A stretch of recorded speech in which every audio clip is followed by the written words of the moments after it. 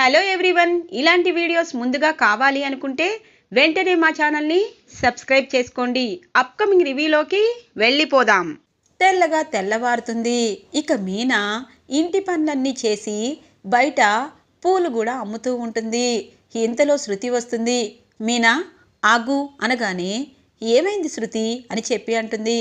మీనా, అటువైపు బండి మీద పూలు అమ్ముతున్నావు, ఇటువైపు మా అందరికీ టిఫిన్ ఇస్తున్నావు, మరి ఆంటీ రోహిణి నీకు ఎందుకు హెల్ప్ చేయట్లేదు అనగానే నేనెందుకు హెల్ప్ చేయాలి అని అంటుంది రోహిణి. ఏ నువ్వు మనిషివే కదా, ఈ ఇంట్లోనే తింటున్నావు కదా, పైగా మీ ఆయన సంపాదన కూడా లేదు అనగానే ఆంటీ చూడండి శృతి మనోజ్ గురించి మాట్లాడుతుంది అనగానే మరి నేను మీనా పని చేస్తుంది, బయట తన పూల కొట్టు కూడా నడుపుకుంటుందని చెప్తున్నాను, తనని నేను పొగుడుతుంటే నీకెందుకు అని అంటుంది శృతి. అమ్మ శృతి, నీకు రోహిణికి పనులు అలవాట్లేదు, ఆ మీనాకి పొద్దున్నుండి పడుకునేదాకా చాకరీ చేయడం బాగా అలవాటు, అందుకే తనకి ఎన్ని పనులు చెప్పినా చేసేస్తుంది, మీ ఇద్దరు ఎందుకు గొడవ పడతారు అని చెప్పి అంటుంది. అత్తయ్య, నాకు అన్ని పనులు అలవాటు, చాకరీ చేయడం అలవాటని అంటున్నారు, కాదు ఇది నా అత్తగారిల్లు, పెద్దవారిగా మీకు మామయ్య గారికి అలాగే నా తోడి కోడళ్ళకి అందరికీ టీలు కాఫీలు ఇవ్వాలన్న ధ్యేయంతో చేస్తున్నాను కానీ కావాలని నాకు పనులు బాగా వచ్చి నాకు నీరసం వచ్చినా చెయ్యాలని కాదు. మీరు మమ్మల్ని ఎప్పుడు అర్థం చేసుకుంటే అప్పుడే మీ మనసు ప్రశాంతంగా ఉంటుంది.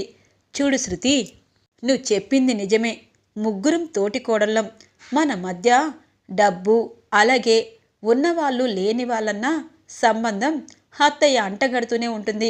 కానీ ఒకటి మాత్రం నిజం, నేను కూడా కష్టపడుతున్నాను, ఇంట్లో నాకు చేతనైనంత పని నేను చేస్తున్నాను, మిగతా పనులు మీ అందరూ కలిపి చేసుకోవచ్చు అని అంటుంది.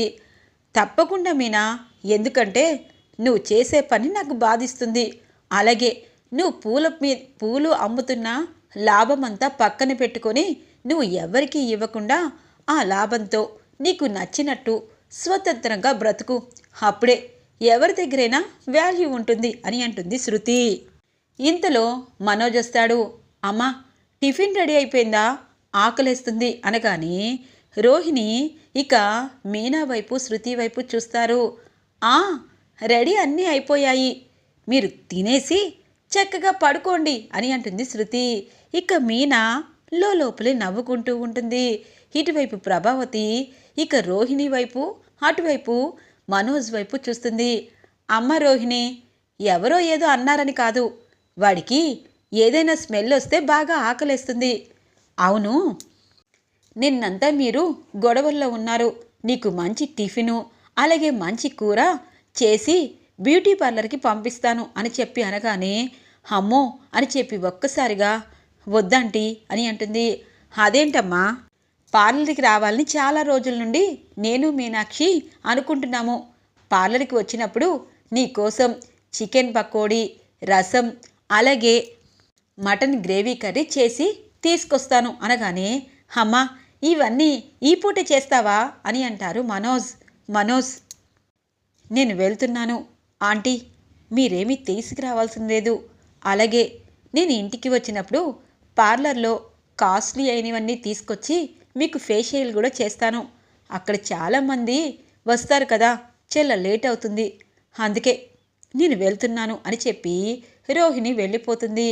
అమ్మయ్య, రోహిణి ఇంటికి తిరిగి వచ్చేసింది, ఇక హాయిగా ఉండొచ్చు అని అనుకుంటారు మనోజ్. ఇది ఇలా ఉండగా ఇక మీనా షాపులో పూలని అమ్ముతూ ఉంటుంది. మీనా, రేపు శివరాత్రి, అందుకే సరుకు డబల్ తీసుకొచ్చాను, తక్కువగా కొనేసేసి 2 రోజుల ముందే పూలు తెచ్చుకున్నామనుకో ఇలా ఇబ్బంది లేకుండా ఉంటుంది అనగానే మీరు ఇంట్లో ఉన్న పనులన్నీ చేస్తారు, అలాగే రేపు పండగ ఉందని 2 రోజుల ముందే స్టాక్ తీసుకొచ్చారు, పూలమ్మే మాకు కూడా గుర్తులేదేంటి అని అంటుంది. చూడు మీనా, మనిషి అన్నాక ఒక్క బ్రెయిన్ ఉంటుంది, కానీ 4 ఆలోచనలు చేయాలి, ఆ ఆలోచనలు చేస్తేనే మనం ఎదగగలం, ఈరోజు ఇక్కడే ఉండి కిరాయి మొత్తం చూసుకో, లోపలికి వెళ్ళొద్దు, మా అమ్మ నీతో పని చేయించుకుంటుంది కానీ కనీసం విలువివ్వదు అనగానే, అలా అని అనద్దు, అత్తయ్యకి ఎవరు చేసి పెట్టాలి, కోడళ్ళే కదా అనగానే, నువ్వు అలా అనుకుంటున్నావు, మా అమ్మావతి అలా అనుకోవటం లేదు, ఈ రోజుకి అందరికీ బిర్యానీ తెస్తాలే, నువ్వేమీ కంగారు పడి వంట పని చెయ్యొద్దు అనగానే, సరే అని అంటుంది మీనా. ఇక పూల కొట్టుకి వస్తూనే ఉంటారు జనాలు. ఇక మనోజ్ హాల్లోకి వస్తారు.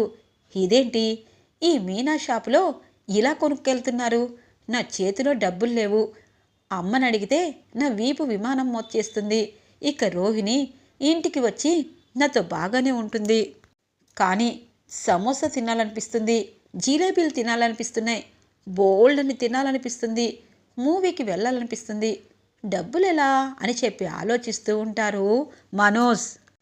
ఒరేయ్, హాల్లోకి వచ్చి మీనా పూల కొట్టు వైపు ఎందుకు చూస్తున్నావు, అందులో డబ్బులు తీద్దామనా అనగానే, అమ్మా అలా ఎందుకు అనుకున్నావు అని అంటారు.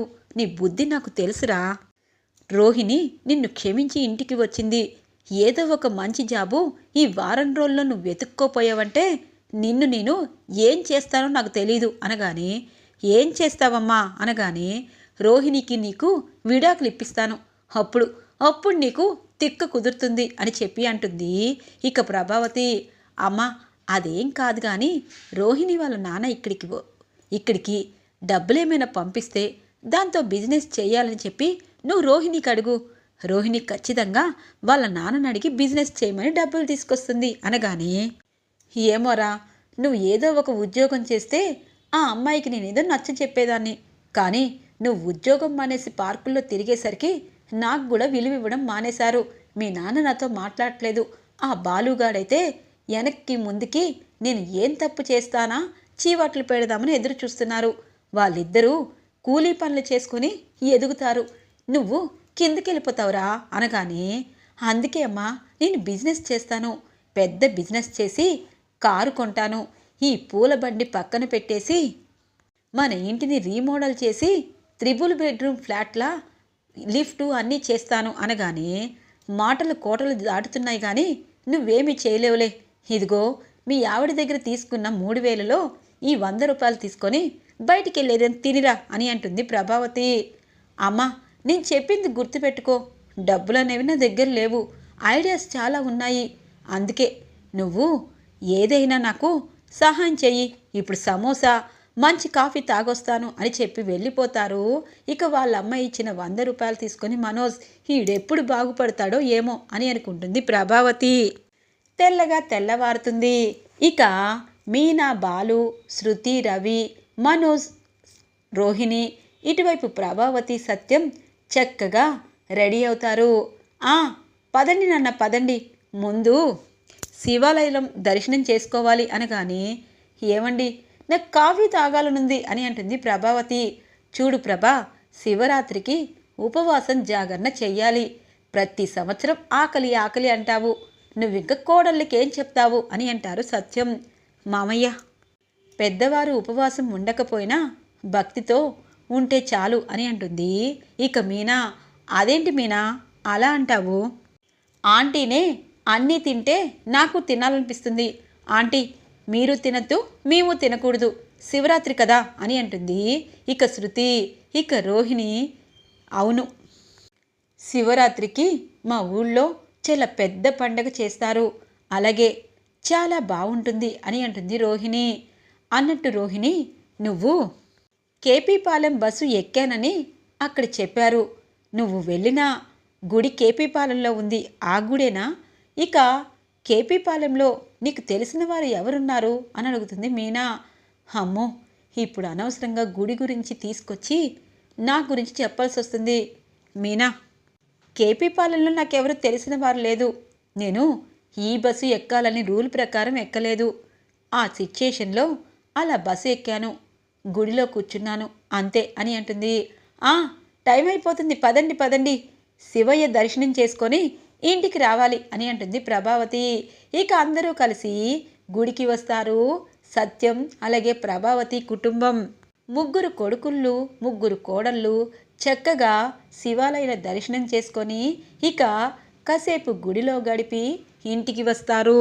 ఇక గుడిలో మీనాకి చక్కగా కుంకుమ పెట్టి అలాగే మీనా తలలో పువ్వులు పెట్టి మీనా చాలా అందంగా ఉన్నావని బాలు అంటూ ఉంటే రోహిణి వాళ్ళిద్దరి వైపు చూస్తుంది.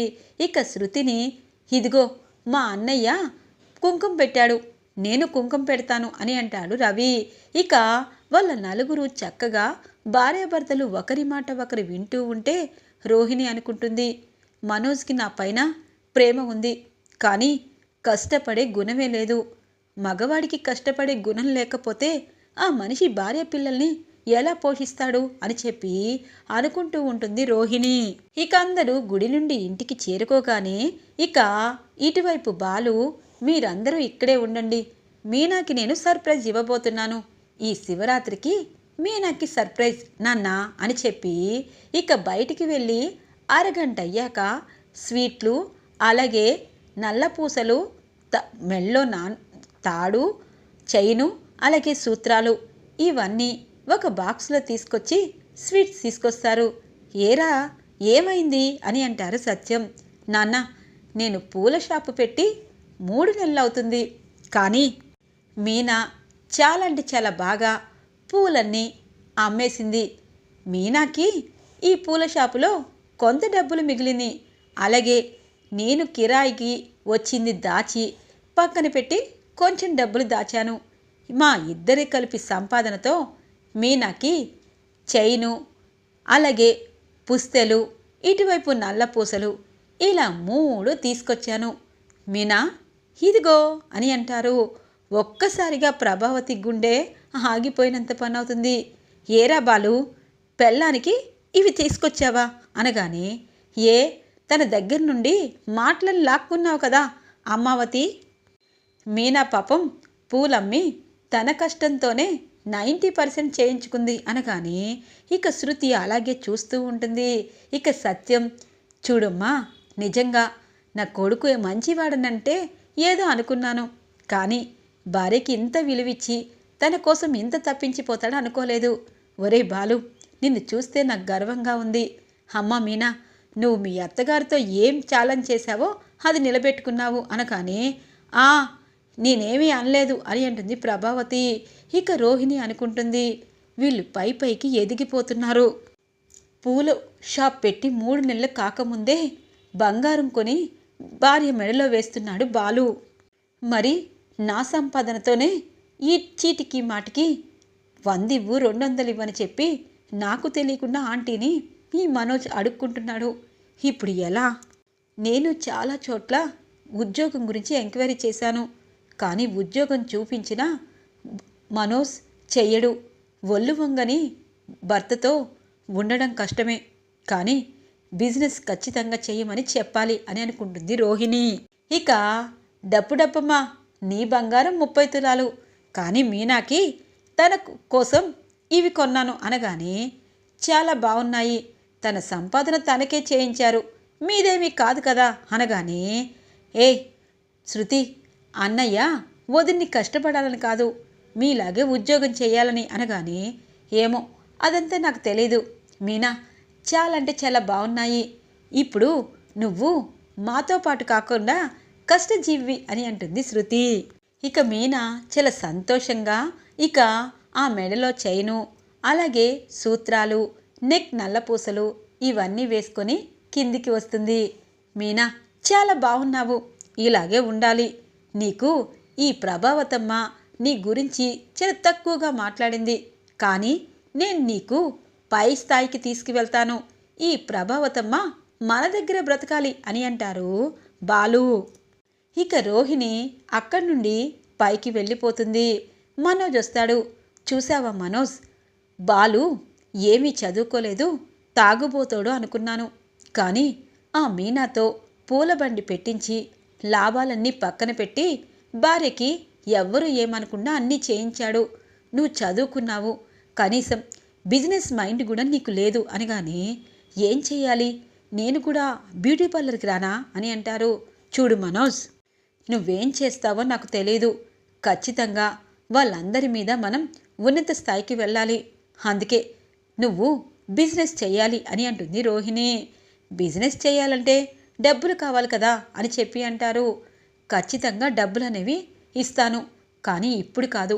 మా నాన్న మలేషియాలో వర్క్ అనేది ఫినిష్ చేశారు. ఇంకొక 2 నెలల్లో మలేషియా నుండి వచ్చినప్పుడు డబ్బులు తీసుకొస్తారు.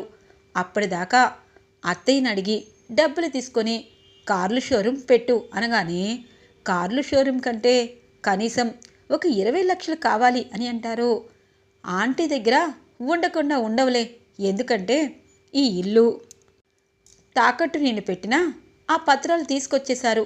ఆ పత్రాలు మళ్ళీ పెట్టి మనకిస్తుంది అనగానే, సరే అది కాదు కానీ నేను ఇంకో ఐడియా వేస్తాను అని అంటారు మనోజ్. సరే ఏది ఏమైనా మనమే వీళ్ళందరికంటే పై స్థాయి ఉండాలి అని అంటుంది రోహిణి. తప్పకుండా రోహిణి, నువ్వు నా పక్కన ఉంటే ఏదైనా చేస్తాను అని చెప్పి ఇక తన రూమ్ నుండి బయటికి వస్తారు. అమ్మని అడిగితే నన్ను నమ్మదు.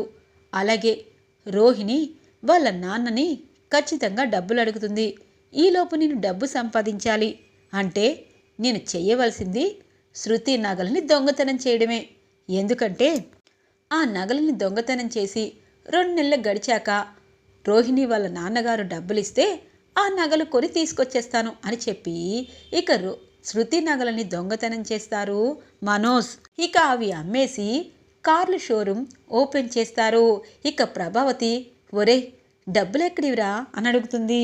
అమ్మ, రోహిణి అలాగే నేను ఇద్దరం లోన్ తీసుకున్నాము అని అంటారు మనోజ్.